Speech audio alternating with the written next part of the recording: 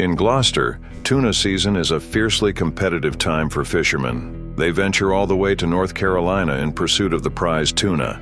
Fishermen like Marciano, TJ, and reigning champion Tyler face off against the southern fishermen of the Outer Banks in their own territory.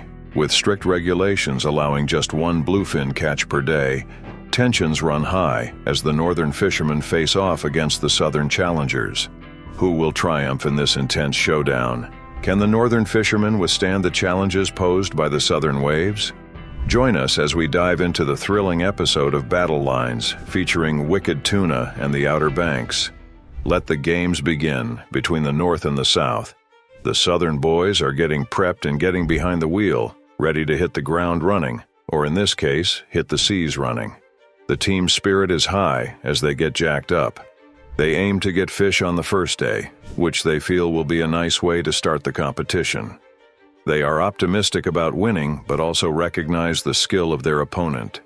Whilst they believe they were lucked out last year, they believe they can go all the way this season. They sure as hell have no plans to lose to a northern boat this year.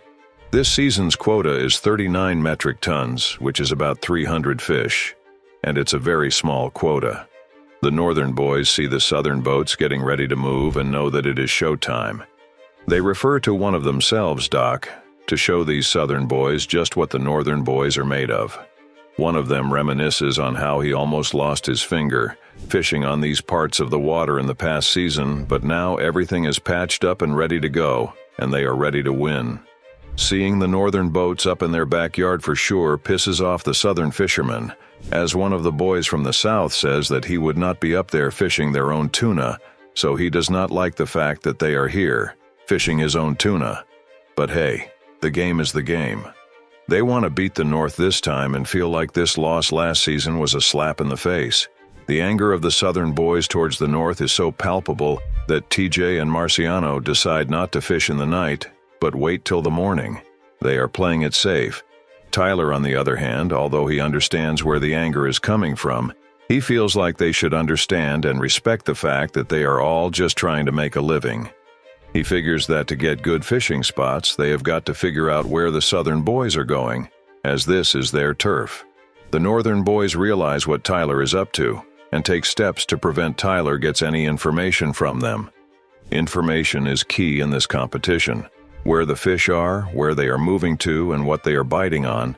That is something that these southern boys are well experienced in. These are all information that the boys from the south share. They are not going to let Tyler get behind them, not this time. You came here on your own, Tyler. You will be fishing on your own. These boys are out to draw first blood and get the first catch of the competition. Meet Britton Shackelford, the captain of the doghouse. Everyone counts the bait that he has this year. Kane Live, who has also fished with him for a long time, joins forces with him again, and now they have a new member, Jack Graham, who has been fishing since he was a child.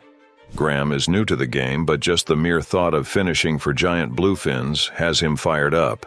He knows that when it comes to fishing, there is nothing he is not willing to do. This is how they intend to catch their giant bluefin. They keep their boats moving, trolling for these monster bluefins using their green stick. The green stick is a 40-foot fiberglass pole that is attached to the main line with a breakaway. A device that is called the bird is then attached to the end of the line bombs away. The bird is designed to simulate the motion of predator fish, chasing after squids. It also creates tension on the main line, which then elevates the bait, enticing tuna below to bite. When the fish bites, the breakaway will snap, and the main reel is reeled in with the bandit line. That's how it is done. Marciano and TJ are taking their time getting out there, so Tyler and his crew are really on their own out there, no partners with them or anything. But the problem is the fish are no longer where they were a couple of hours ago, so you have to constantly be on the move with them, and if you don't have a good network, you are not going to know what is going on. It is quite easy to get lost without a good network. Down on the other end, the southern boys are experiencing some breakthroughs. Using a fish finder, they can locate a pile of fish. A fish finder is a sonar that looks straight down under the boat, and anything that is in that path will show as an echo on the machine. Every boat is gunning for that first fish, but what happens if your first catch? But how about a handful of them?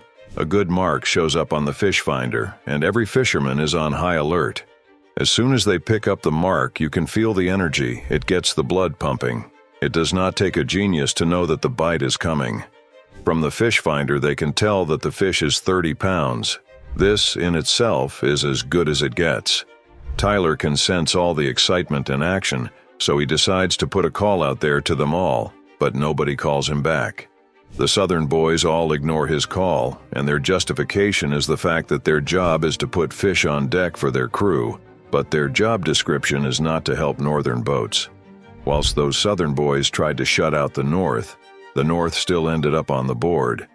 Wheels of Fortune's prize, first catch of the season, gives last year's champ the early lead, while quality fish from Doghouse and Little Shell help the Southern boats round up the top spots.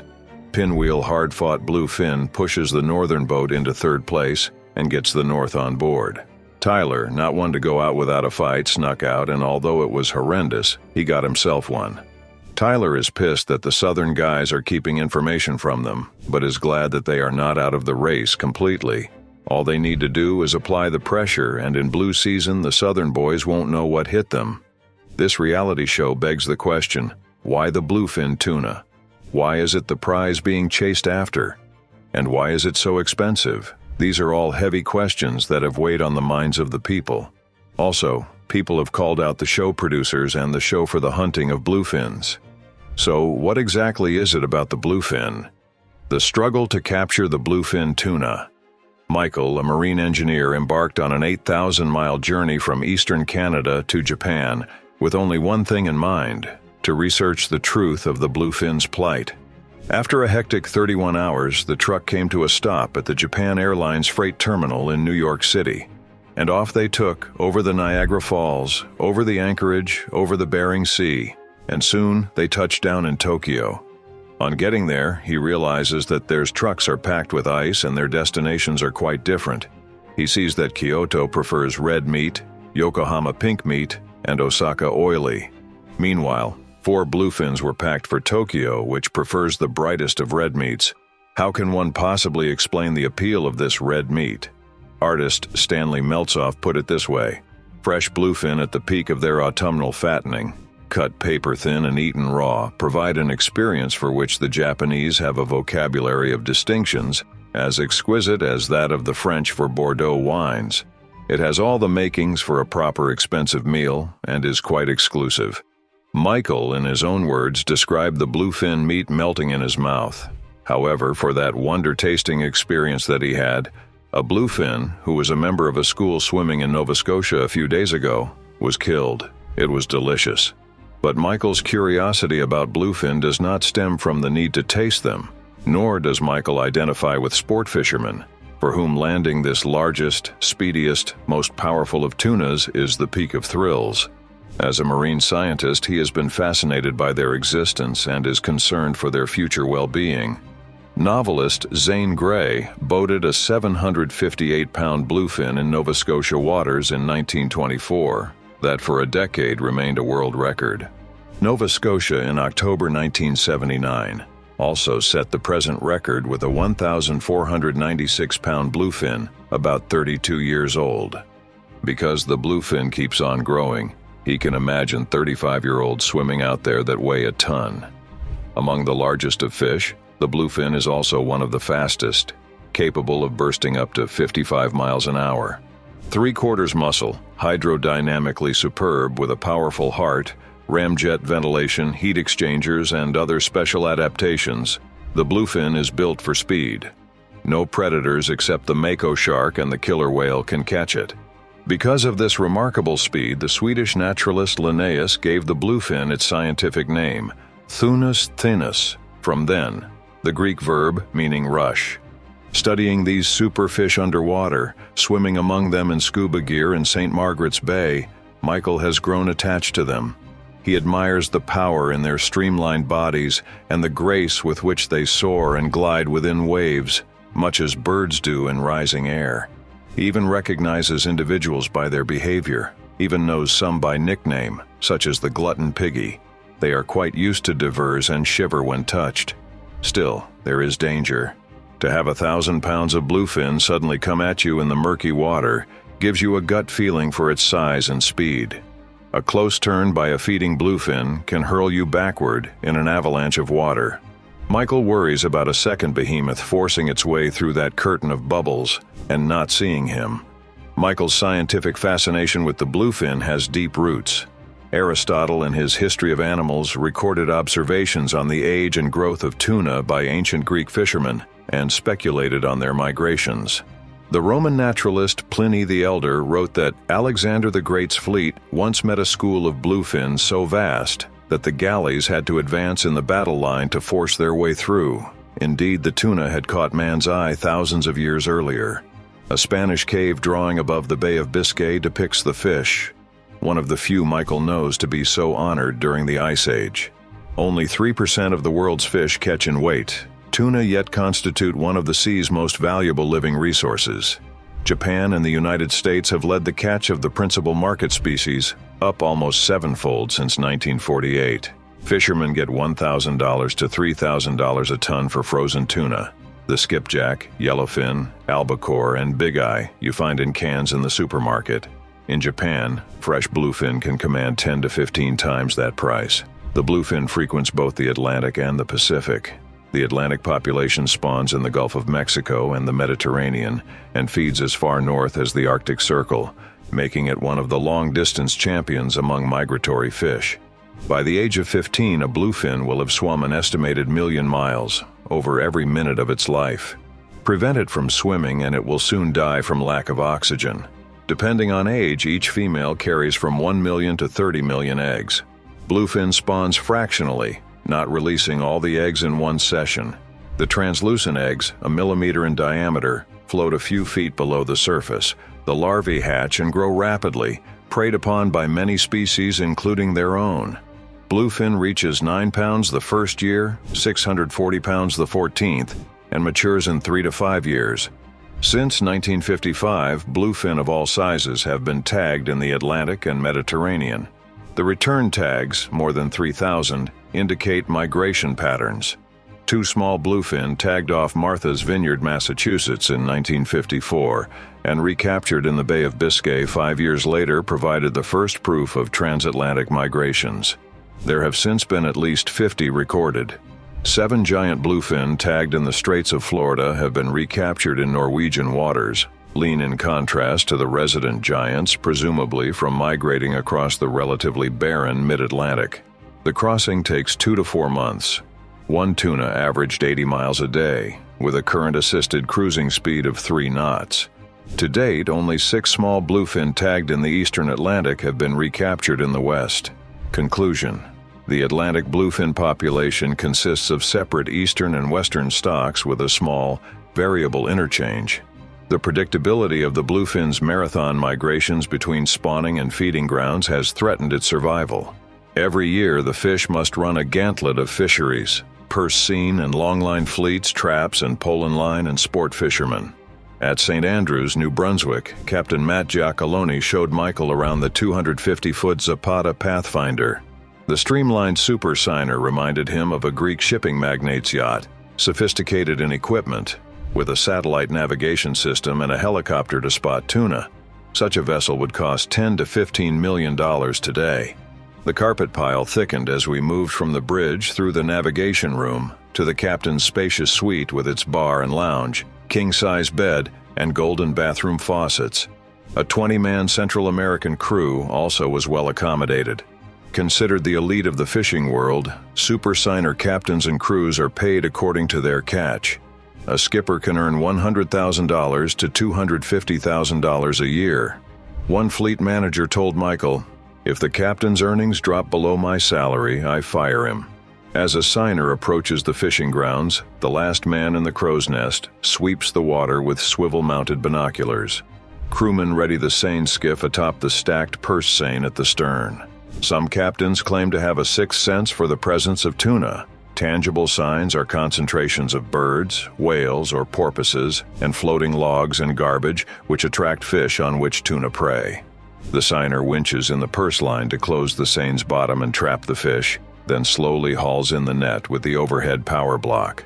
Hoisted with dip nets into a hopper and sent by chutes to below-deck tanks, the catch is immersed in brine and frozen.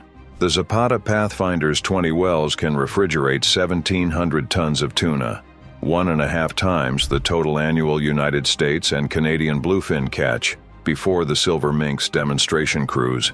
Fleet capacity now far exceeds the potential catch, and the fishery has fallen into erratic decline. The older fish have been depleted. 1 to 3-year-old bluefin predominate in contrast to the 3 to 6-year-olds before 1965. The canneries prefer immature bluefin. Like other long-lived species, bluefin accumulates mercury with age. Hence, the larger fish generally exceed U.S. and Canadian legal maximums and must be mixed with younger tuna to reduce the mercury concentration or be used as animal food. However, the scarcity of medium bluefin does not augur well for the health of the fish population or the economic viability of the fishery. Similarly, in the Mediterranean, purse seiners caught large numbers of small bluefin less than a year old, 60,000 fish in one set off Sicily, before 1976.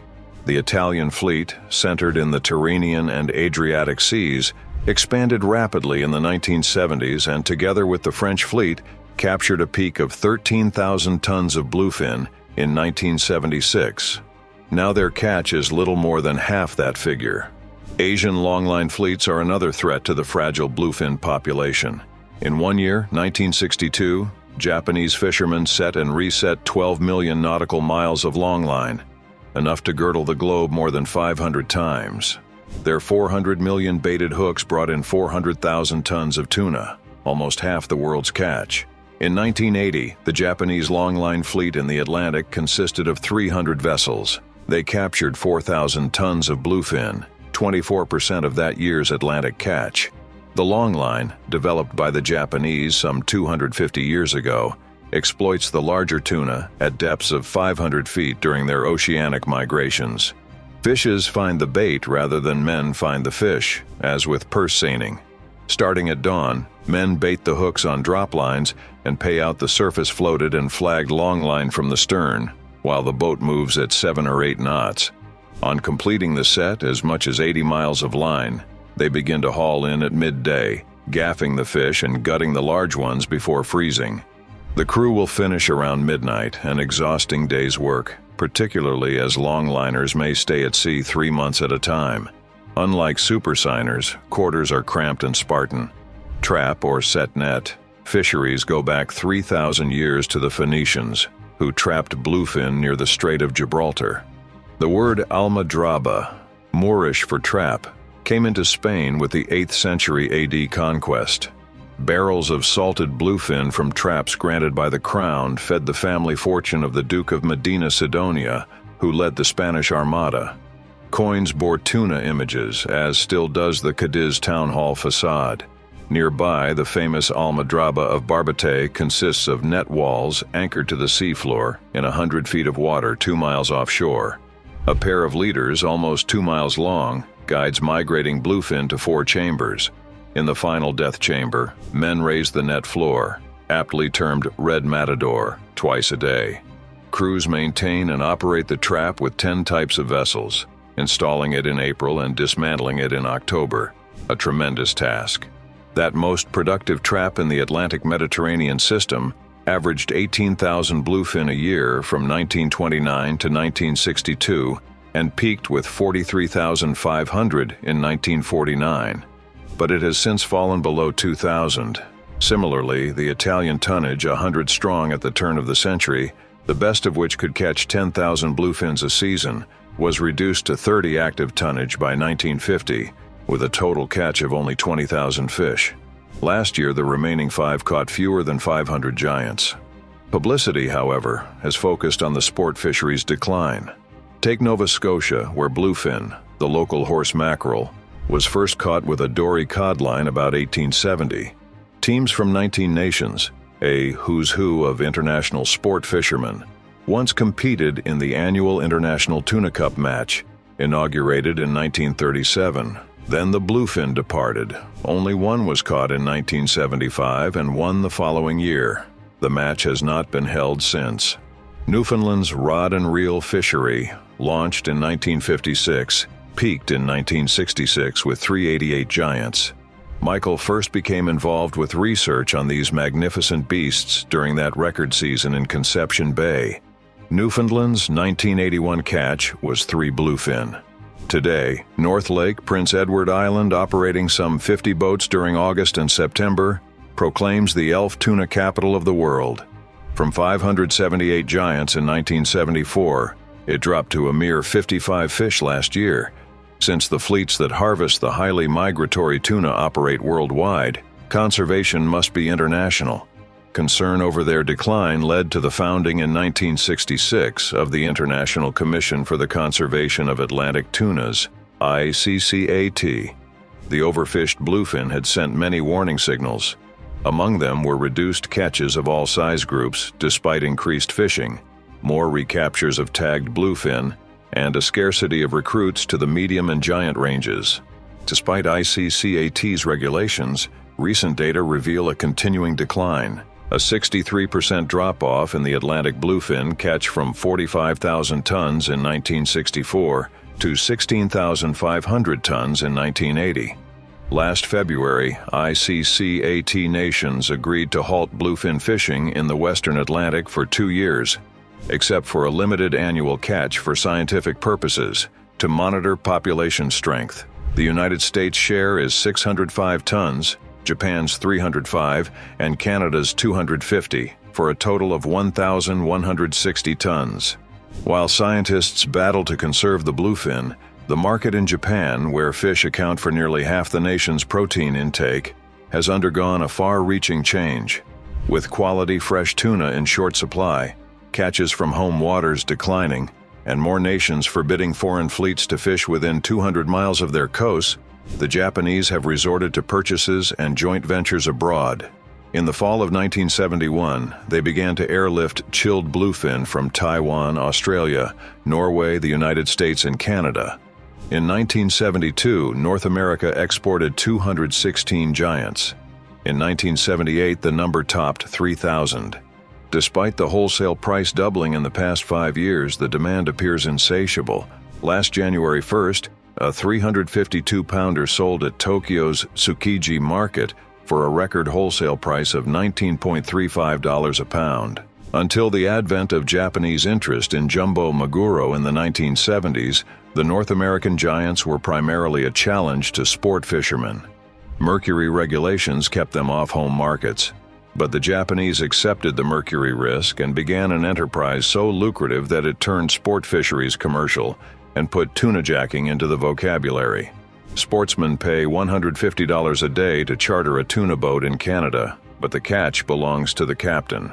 A hooked bluefin is potentially worth $1,000 to $2,000 to him.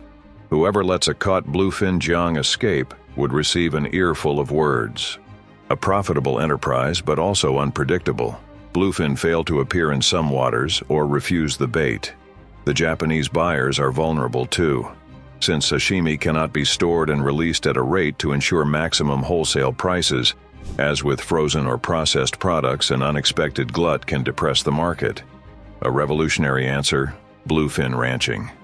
The team from the St. Andrews Biological Station, eager to study the bluefin under confined but relatively natural conditions, began scientific work at St. Margaret's Bay in 1975.